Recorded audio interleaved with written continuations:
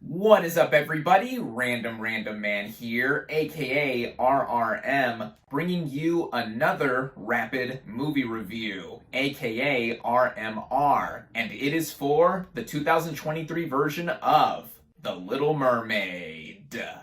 Now, this is the live-action adaptation of the 1989 Disney animated classic of the same name, which in turn is also loosely based on the 1837 fairy tale of the same name by Hans Christian Andersen. And this time around, our title character, Ariel, is played by Halle Bailey, who prior to this movie I was familiar with as a singer-songwriter. And on that front, right off the bat, her singing ability is sky-high heavenly. Her rendition of Part of Your World gave me chills. On an acting front, I also thought she was great there, embodying the wide-eyed curiosity that this character has, and once she is on land and has lost her voice, she is also expressive there. The rest of the cast includes Jonah Hauer-King as Prince Eric, the human love interest to Ariel. I think he has a lot more personality imbued in this role than what was previously portrayed. There's Melissa McCarthy as Ursula,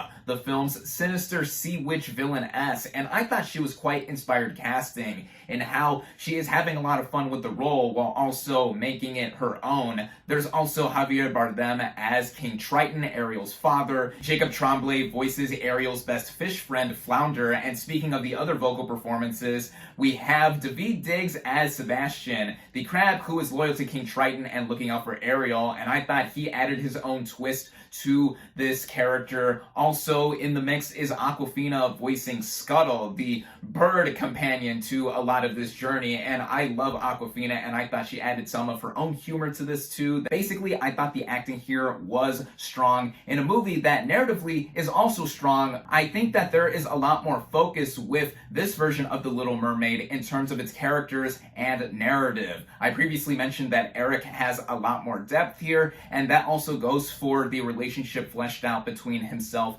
and Ariel. And even though one half of this couple is not able to talk for a good chunk of it, their chemistry here I was so sold into. With it running at 2 hours and 15 minutes, it is almost an entire hour longer than the 1989 film, but I thought the pacing mostly worked in its favor for what more we saw fleshed out and what we were treated to aesthetically. Now, with the visual effects in the underwater sequences, any movie that comes out after Avatar: The Way of Water is gonna have a hard time, but when the movie does get out of the darker depths of the water and onto the land with the main kingdom, I thought it stood out more with its proficient production design and costume design. What also helped in sprucing up the iffy visuals underwater and throughout is the music itself. This movie, of course, being a musical fantasy film, and Alan Menken returns from doing his Oscar-winning score from the 1989 film for this version, and also co-wrote some new songs with producer Lin-Manuel Miranda. And I thought the new additions mostly worked, with Prince Eric having his own song, Ariel having some new stuff to sing in an inner monologue when she is voiceless,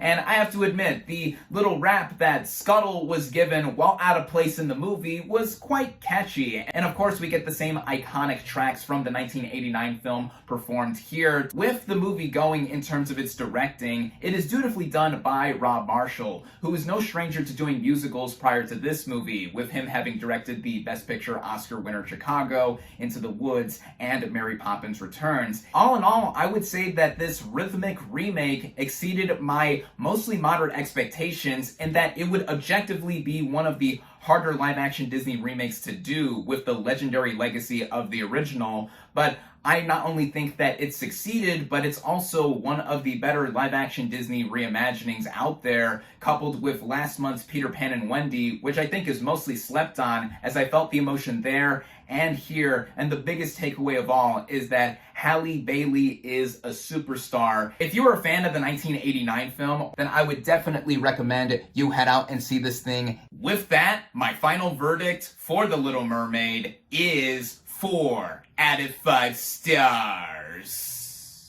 Thank you all, as always, for watching. Be sure to like this video, comment on what you thought of The Little Mermaid. Social media links in the description. Subscribe to my channel for more, and I'll catch you on the next movie review.